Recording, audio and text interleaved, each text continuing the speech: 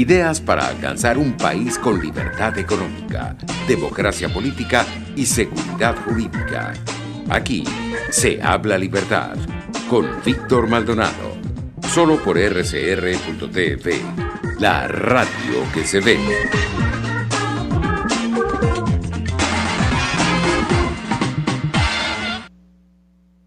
Bueno, continuamos con Aquí se habla libertad, el 15 de julio del año 2020, dedicado a San Buenaventura, obispo, doctor de la iglesia, de los grandes de la iglesia.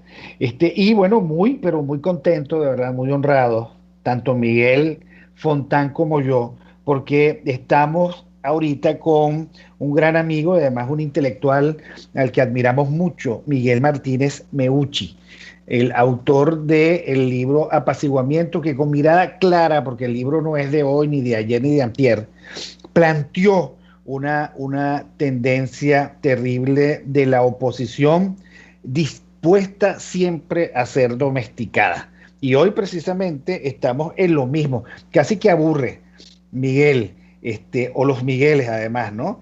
Porque siempre el mismo dilema, colaborar o insurgir, y siempre colaboran. Esto es una cosa insólita. Bienvenido, profesor Martínez Meucci. ¿Cómo está usted? Bueno, muy bien. Buenos días, Víctor. Buenos días también a Miguel y a todas las personas que están en línea. Bueno, realmente es una coyuntura muy difícil, ¿no? La que vive Venezuela hoy en día desde el punto de vista de qué hacer, ¿no? Eh, Tú lo planteabas como el dilema entre colaborar o insurgir, y verdaderamente estamos llenos de dilemas en estas circunstancias, ¿no? Pero bueno, iremos hablando sobre eso a lo largo del programa. Miguel Fontán, ¿estás allí? Profesor Martínez, ¿cómo está? ¿Cómo le va? Buenos días. Bueno, yo agregaría a la introducción que dio Víctor, no solamente con mucha visión, sino con mucha valentía, porque en el momento que se escribió ese libro, decir lo que se dijo, pues no era nada fácil, sobre todo por aquellos grupos naturales académicos que siempre se forman en las universidades, ¿no? Mire, yo quería iniciar la intervención con lo siguiente.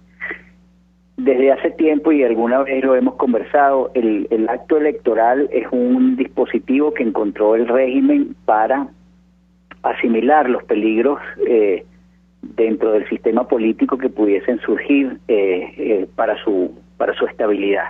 Ahora, este panorama se repite todos los años constantemente, pero me llama la atención que las declaraciones de Trump parecen haber abierto por lo menos una posibilidad de ruptura con respecto a ese mecanismo, porque no solamente abre la posibilidad de reconocer a un actor político dentro de la mediación natural de la sociedad, que es a través de los partidos políticos, y dentro de los esquemas democráticos como es participar en la Asamblea Nacional, sino que abre la posibilidad y dice que cualquiera que tenga el liderazgo, él lo apoya. ¿Cómo ve este evento dentro de toda esta dinámica que se ha dado durante 21 años en la oposición?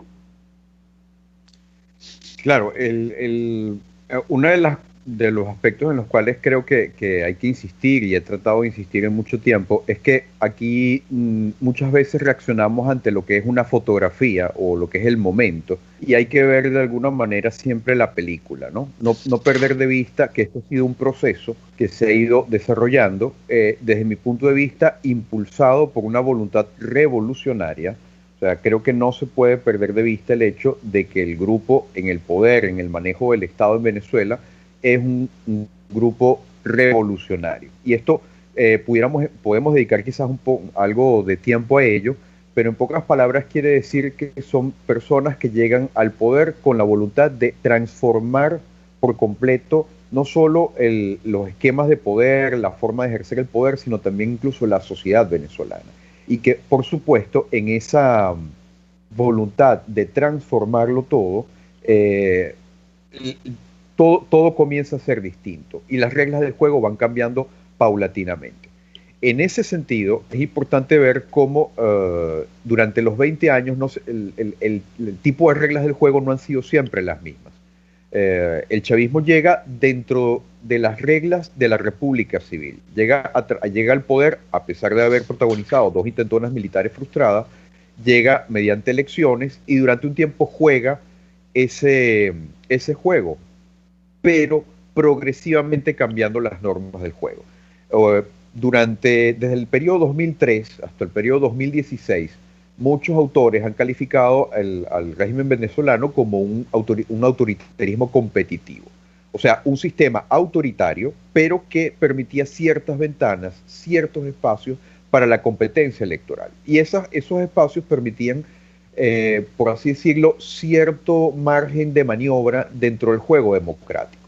Ahora, creo que es importante que tomemos en consideración que después de la derrota electoral que sufre el chavismo en las elecciones parlamentarias de diciembre del 2015, el chavismo toma la decisión de que no van a salir por los votos.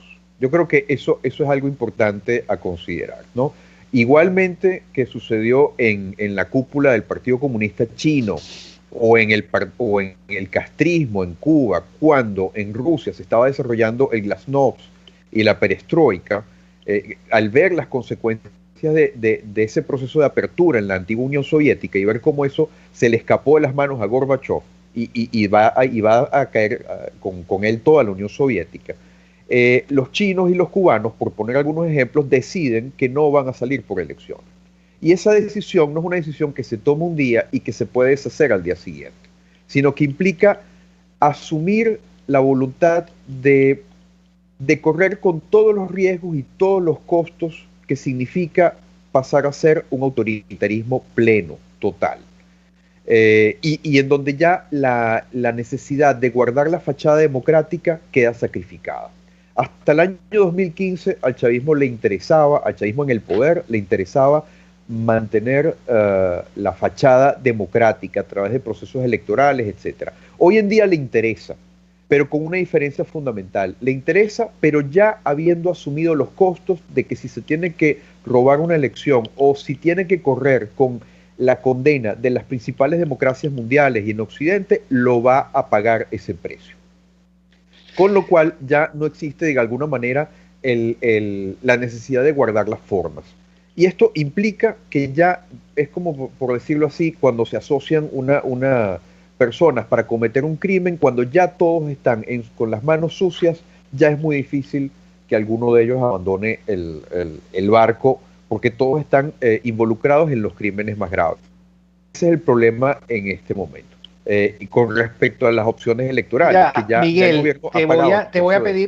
Miguel, te voy a pedir un minuto. Me parece importantísimo, pero vamos un momento al corte de las noticias con Argenis Barreto y regresamos. Me quedo con la idea de que esto ya pasó el punto de no retorno, donde las formas ya no importan y donde el mensaje es resistir, digamos, a pesar de todos los costos. Pero ya seguimos conversando ahora con el profesor Miguel Ángel Martínez Meucci y Miguel Fontán en Miércoles de Perspectiva en Aquí se habla libertad. Ya regresamos. Aquí se debaten temas de interés nacional e internacional. Aquí se habla libertad con Víctor Maldonado. Solo por rcr.tv, la radio que se ve. Puedes seguirnos en nuestras redes sociales.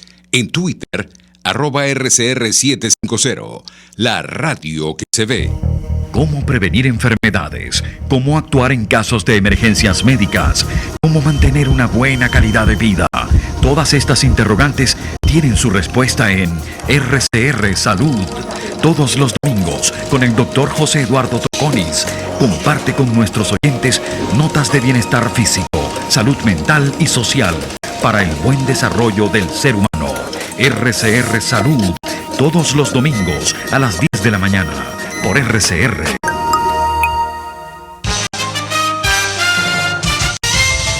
Informe RCR presenta titulares. El Foro Penal Venezolano pidió a la alta comisionada de los derechos humanos, Michelle Bachelet, Acciones más contundentes en relación a los casos documentados de torturas, detenciones arbitrarias y ejecuciones extrajudiciales y otras violaciones de derechos humanos en el país.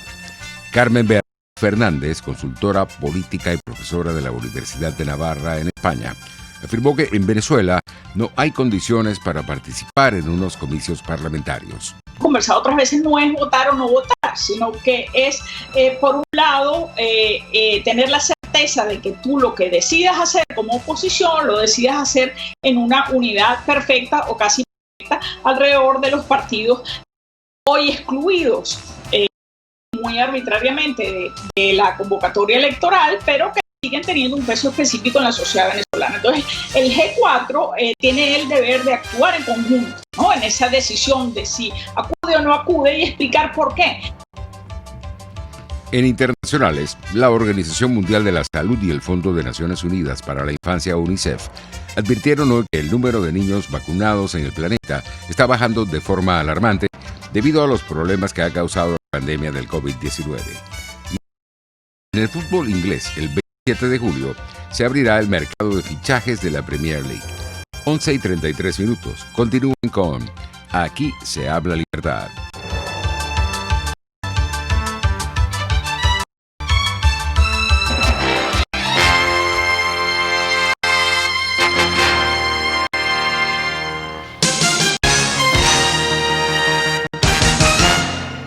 Mis amigos, quiero hablarles de Vilap Biodiagnóstica, un nuevo laboratorio clínico con un concepto original.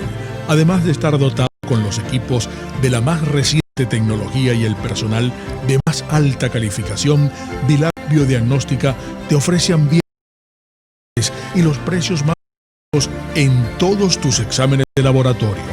Pide tu cita en el 0212-945-5788. Vilap Biodiagnóstica. Precisión y confianza en laboratorio clínico. En RCR somos vanguardia. Toda la programación de tu RCR también la puedes seguir a través de la internet. Audio y video en tiempo real. Noticias y mucho más. No te pierdas el mundo de nuestra programación. Excusa ni cadena que valga para que dejes de escucharnos. Ingresa a rcr.tv, la radio que se ve. RCR 750 AM. Porque lo bueno une.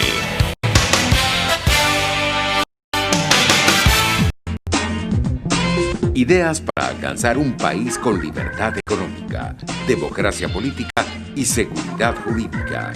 Aquí se habla libertad con Víctor Maldonado. Solo por rcr.tv, la radio que se ve.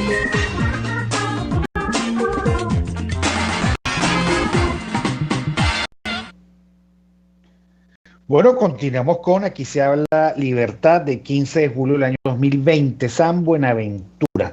Y estamos con Miguel Ángel Martínez Meucci, profesor de estudios políticos de la Universidad Autónoma de Chile, doctor en conflicto político y procesos de pacificación, autor del libro Apaciguamiento Editorial Alfa. Y es muy interesante porque lo que nos plantea el profesor Martínez Meucci en este momento es lo siguiente. Estos ya pasaron el punto de retorno donde no tiene ningún sentido ni siquiera guardar las formas. El mensaje es absolutamente claro y el mensaje es que aquí nos defendemos dentro de la lógica patria, socialismo o muerte, ¿ok? De aquí no nos saca nadie, mucho menos con las elecciones.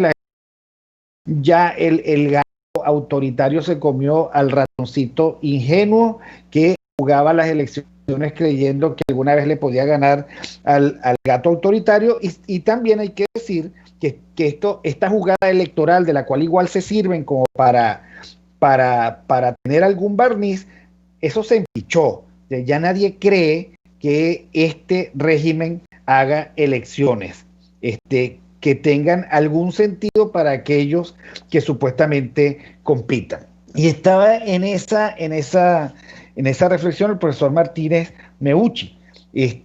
Entonces, bueno, si hay un punto de no retorno, hay dos cosas que a mí me llaman la atención. En primer lugar, porque, mira, Miguel, aquí en Venezuela en este momento hay una gran conspiración a favor de ir a esa simulación de elecciones, de la que no se salvan ni siquiera algunos organismos empresariales que están a punto de anunciar que van a esas elecciones, que las van a patrocinar, que las van a reconocer. Los partidos políticos tienen dos caras porque en el camino, Miguel, descubrieron ¿cómo es? El pormanpuestismo. O sea, ellos van, autoexcluyen a los que van, después lo autoincluyen y la cosa sigue siendo más o menos la misma.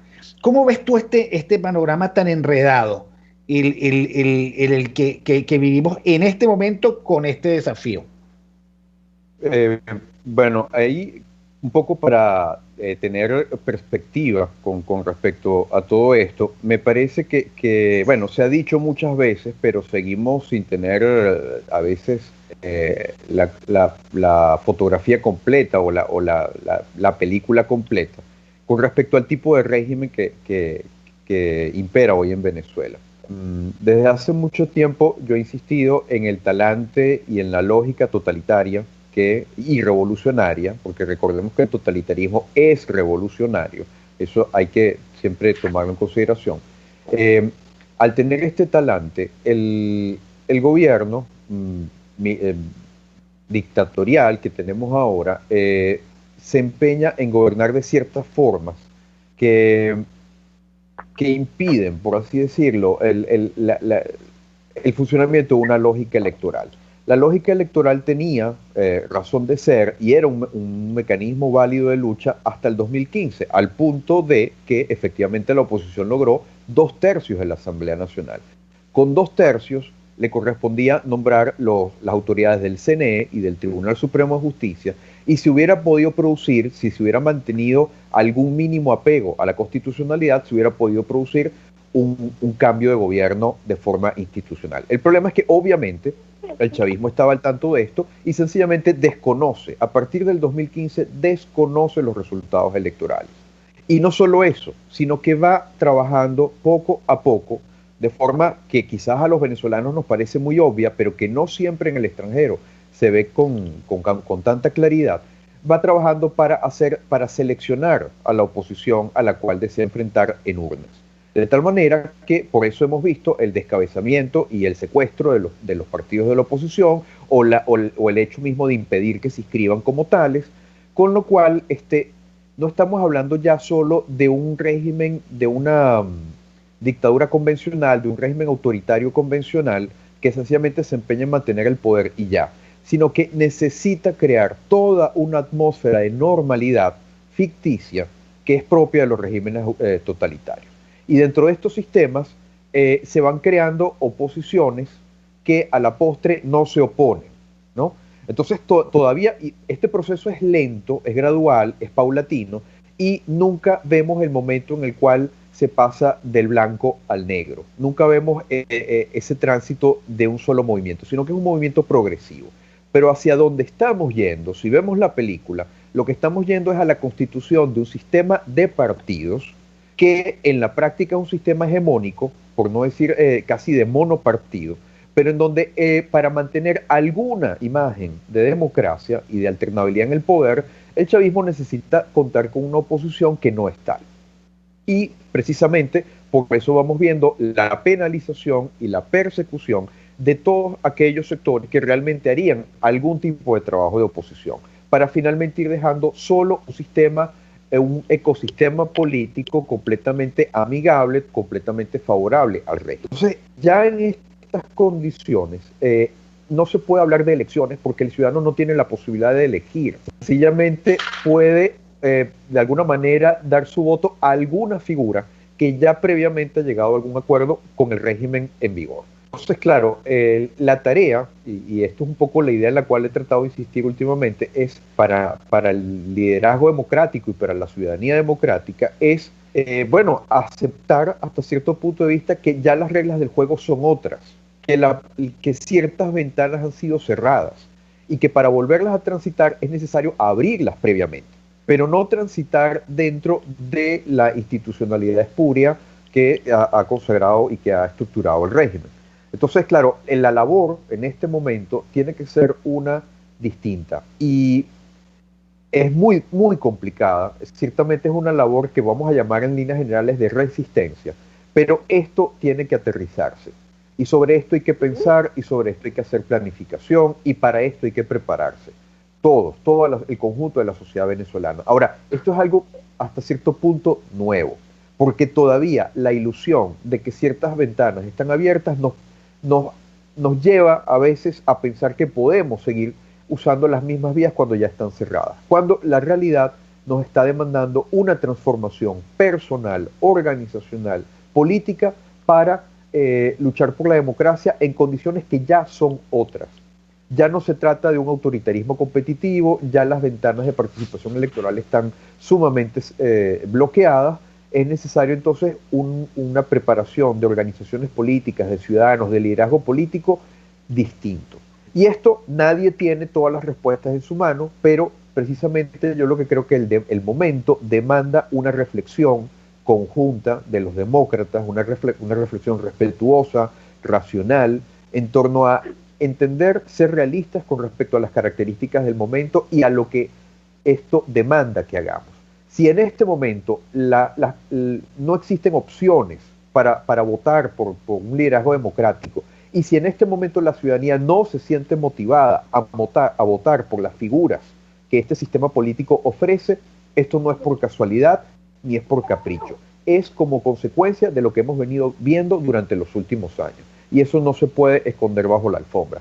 Entonces es necesario asumir un debate un poco más realista y ver exactamente en dónde estamos. Y eso pasa por entender que no se trata de Chile en los años 80, no se trata de España en los años 70, no se trata de Venezuela en los años 50. Estamos en un régimen muy distinto, con características totalitarias que deben ser de alguna manera analizadas y deben ser consideradas dentro del análisis.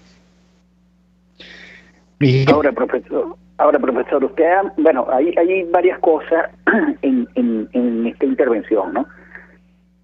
Hay varias cosas que suponen la reflexión de las categorías democráticas y no democráticas, es decir, las categorías políticas que nos han definido hasta ahora y que nos han ayudado a dar explicación, porque creo que muchas se desbordan frente a la realidad. Por ejemplo, cuando se habla de autoritarismo, muchas personas intelectuales, analistas, piensan en el totalitarismo de Hitler o de la Unión Soviética, y ni la sociedad es igual, como decía el profesor Eric del Búfalo en una intervención en un foro, ni la sociedad es igual, ni los totalitarismos responden igual porque tienen un cambio en la sociedad. Ahora, el problema totalitario, como usted bien lo mencionó, está allí. El problema totalitario viene desarrollándose hace mucho tiempo. Nosotros estamos percibiendo que es ahorita que el régimen está configurando su oposición, cuando su oposición está configurada, yo diría que incluso antes del 2015. Y el 2015 no fue una derrota electoral, sino una apariencia de derrota electoral, porque ya se sabía cómo iba a operar y ya se sabía que cualquier desenlace que tendría era inocuo para afectar el poder. Tanto es así que es la propia oposición la que desincorpora 3 diputados. Es decir, cuando uno lee, por ejemplo, el trabajo de Manuel Rincón en el Pan Am Post, que recientemente está publicado, y ve que hay conversaciones entre el régimen y la oposición para acordar asuntos, uno no puede evitar pensar que el 2015 también fue eso. Y entonces lo que había era una estética de derrota electoral que nunca existió y que solo fue un mecanismo para fomentar el dispositivo para asimilar los riesgos que tiene el régimen. Ahora bien, dicho esto, lo que está planteado ahorita, como bien usted lo dijo, es la percepción de que no hay posibilidad alguna de, y lo dijo Víctor también, de provocar un cambio a través de elecciones. ¿Qué le queda a la oposición? Porque la oposición sigue pensando que esto es una suerte de ruta paralela a la democracia, que en algún momento puede existir unas elecciones. De hecho, la oposición todavía sigue leyendo encuestas y analizando y decidiendo sobre las encuestas cuando sabemos que frente a un régimen totalitario poco importan las encuestas. ¿Qué le queda a la oposición? ¿Qué le quedan a los partidos políticos para entender el proceso en el cual se vive y entender que el camino hacia el cual se va impide cualquier forma electoral o cualquier forma democrática de hacer una transición?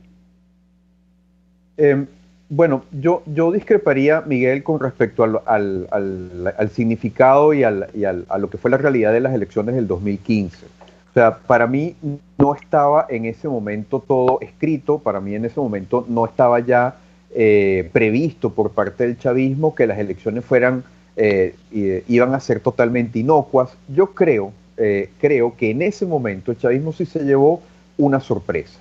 Yo creo que pensaba que podía controlar a través de los múltiples mecanismos por los cuales incide en la voluntad soberana que se expresa a través del voto.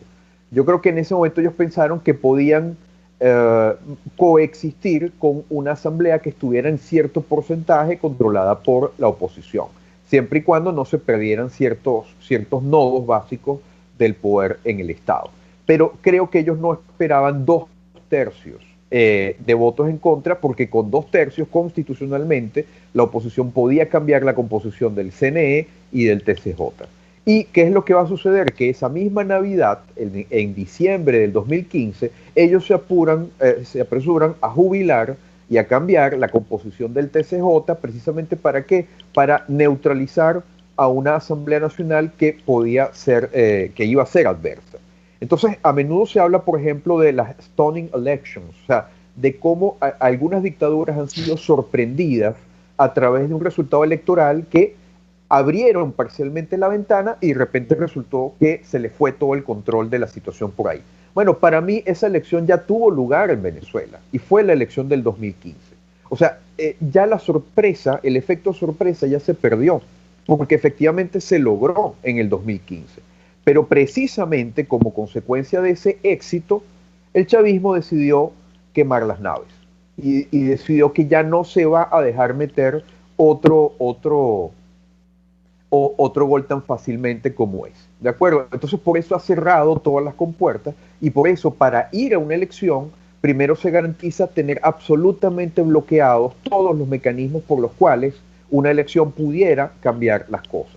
Entonces creo que aquí hay que distinguir a la hora de hacer el análisis, la perspectiva y la planificación estratégica entre lo que es la planificación y lo que es el desarrollo de capacidades. Yo creo que ahí hay un punto importante. Creo que lo que sucedió, por ejemplo, el paso por el cual el chavismo decidió bloquear todas las puertas de la solución electoral en el momento en el que lo hizo, no fue algo tanto de diseño perfectamente pensado. Creo que sí hay planificación, pero sobre todo el factor decisivo que le permite hacer esto es la capacidad. No es tanto la planificación, sino la capacidad. Lo hizo porque lo puede hacer. Y el chavismo ha hecho todo lo que ha hecho porque lo puede hacer. Porque ha contado con el manejo directo e indiscriminado de la renta petrolera, porque maneja los cuerpos de seguridad del Estado, porque ha usado indiscriminadamente el dinero de la nación para comprar apoyos dentro y fuera del país, porque ha sobornado a medio planeta, etc. Entonces es la capacidad lo que le permite, aunque la planificación pueda fallar, lo que le permite sacar cartas de la manga una y otra vez. El problema que tenemos los demócratas es precisamente no tanto un problema de planificación, que lo puede haber y seguramente lo hay, pero yo creo que el factor decisivo es la falta de capacidades. Ahí es donde tenemos el problema. Y esto se refleja también en los procesos de diálogo. A veces se enfoca el problema del diálogo como si fuera algo de voluntad, de que no dialogamos porque no queremos. No, señor, en una mesa de diálogo el resultado depende de la capacidad que tienen las fuerzas negociadoras para llevar la negociación a algún lado. El problema ha sido uno de falta de capacidades por el lado de la oposición democrática para llevar una negociación a algún lado. Y esto es lo que ha empleado el chavismo precisamente para usar el recurso de la negociación como una forma de diferimiento del conflicto, de apaciguamiento, etc. Entonces creo que el problema que afronta ahora la oposición no es solo uno de planificación, como efectivamente muchos comentaristas y analistas están señalando, sino uno de construcción de capacidades. Y en la construcción de estas capacidades es fundamental la cooperación con factores externos. Aquí yo también saldría del debate maniqueo entre la solución interna o la solución externa. La solución tiene que tener elementos internos y elementos externos. Ni una solución puramente externa es plenamente factible o eficaz, ni una solución puramente interna lo es tampoco. Aquí se necesita el desarrollo, sí, de una planificación estratégica, de una estrategia de acción política, que debe revisarse en un momento como el actual, en donde, como digo, hemos pasado a unas nuevas reglas del juego, pero al mismo tiempo esa estrategia tiene que venir acompañada de un plan de desarrollo de capacidades. Y cuando hablamos de la necesidad entonces de ir hacia una resistencia, la pregunta es cómo vamos a construir las capacidades para resistir. Y creo que ese es uno de los puntos que el debate público está dejando un poco de lado. Creo que efectivamente se habla mucho de la estrategia y se debate acerca de la estrategia, pero el problema ahora tiene que ver con las capacidades. Y ahí es donde están, por lo menos en el plano personal, mis principales preocupaciones. ¿Cómo podemos hacer que una sociedad que está empobrecida, depauperada, perseguida, dividida, fracturada, quebrada en muchos aspectos, pueda desarrollar las capacidades necesarias para la resistencia que pueda permitir recobrar la democracia y las libertades? Bueno, eso que está diciendo el profesor Martínez Meucci me parece absolutamente trascendental, porque a ver, en eso de planificar y, si se quiere, de soñar soluciones, estamos llenos. Hay libros completos, propuestas, planes, etcétera. Y yo siempre les he observado a todos ellos, a los que me han querido escuchar, que una cosa es eso y otra cosa es tener cómo ir desde este aquí y ahora hasta ese allá y entonces. O sea, ¿cómo hacemos para instrumentar? Y el gran descubrimiento para ellos, y los políticos, es que al parecer no tienen poder para eso y tampoco saben cómo construirlo, porque están a mitad de camino entre lo convencional y esto que es absolutamente nuevo. Por ejemplo, ¿creen que simpatía o adhesión a una figura les permite realizar su planificación? Sí, pero no. Sí y solo sí, esa capacidad potencial se transforma en una convocatoria para la acción y en una alineación discursiva entre eso que tú bien planteas, la necesidad del soporte externo y algún rol que deba tener lo interno, que la gente no puede despachar con que la gente salga a la calle y se deje matar. Vamos a ser testimonio de la represión, porque tal y como tú lo dices, y te lo compro perfectamente, ya no estamos para sorpresas. El mundo tiene absolutamente claro que este es un régimen tramposo y represivo. Tramposo hasta el infinito y represivo hasta la máxima crueldad. ¿Ya qué más van a decir?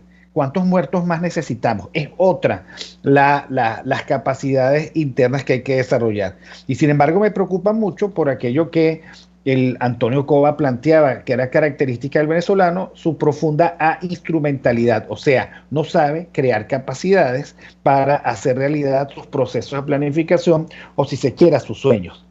Pero además, en un momento absolutamente desinstitucionalizado como el nuestro, donde no hay Estado de Derecho ni condiciones de marco, muchísimo peor, porque la memoria solo les da para ingeniar algunas propuestas de solución para las cuales harían falta instituciones que no tenemos. Entonces hay como un gran vacío que hay que llenar, y me parece muy importante eso que ha señalado, que no vamos a poder terminar hoy, pero seguramente te llamaremos para un programa especial sobre esto, de alguna manera, porque me parece muy, pero muy importante. Tenemos 2 minutos, el profesor Martínez. En 15 segundos te quiero volver a agradecer que estés con nosotros y que además compartas con nosotros la serenidad de tu análisis, que es muy importante. Pero, ¿qué dejamos sobre la mesa? Bueno, para mí, en este momento, yo diría que a pesar de la enorme urgencia que vive el pueblo venezolano y la situación desesperada en la que estamos, creo que precisamente hace falta algo de eso, de serenidad. ¿Para qué? Para sentarse a pensar. A mí siempre me viene en la mente un dicho británico, que es que cuando te des cuenta de que estás en un hoyo, deja de cavar. O sea, muchas veces uno no se da cuenta de que ha sido uno el que se metió hasta cierto punto en el sitio en donde está, y que quizás hay que dejar de hacer lo que se está haciendo. Parar un momento la acción y pensar un momento dónde estamos, por qué estamos aquí, por qué no han funcionado las cosas que hemos hecho, porque la verdad es que se ha intentado de todo. O sea, yo creo que al pueblo y al liderazgo venezolano hay que reconocerles que ha intentado muchísimas vías de acción para luchar contra un régimen como este, y sin embargo nada te garantiza el éxito.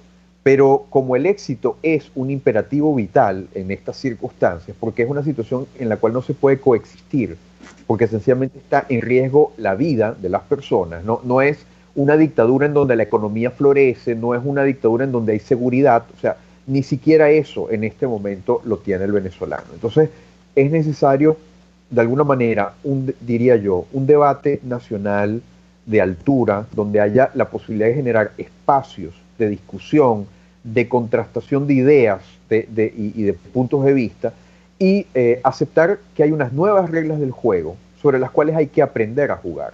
Y ese juego requiere, para ser jugado acertadamente, tanto planificación como desarrollo de capacidades.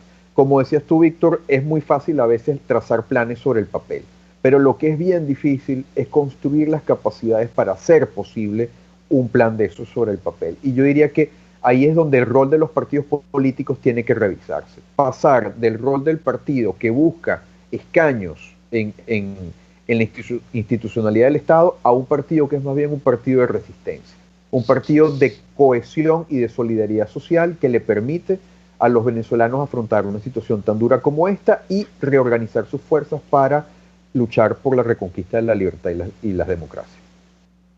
Bueno, muchísimas gracias al profesor Miguel Martínez Meucci. Recomiendo a todos que lo sigan en las redes, Martínez Meucci en Twitter. Gracias, por supuesto, a Miguel Fontán, hoy en Miércoles de Perspectiva, @Miguel Fontán. Gracias a Jaime Nestares en la dirección general de la estación, a Wilip Sarcaya en la gerencia de producción, Kenger Jaramillo hoy al comando de los controles, José Gregorio González en el Master Control, Argenis Barreto en la lectura de las noticias, y bueno, los de siempre, nuestros amigos Jackson y Marilia allá echándole un camión para que nosotros podamos tener oportunidad de vincularnos entre nosotros. Gracias a todos los que nos escucharon y seguiremos en contacto. Gracias, profesor. Hasta luego. Chao, Víctor. Gracias. RCR presentó Aquí se habla libertad con Víctor Maldonado. Solo por rcr.tv, en Twitter y Periscope, @RCR750, la radio que se ve.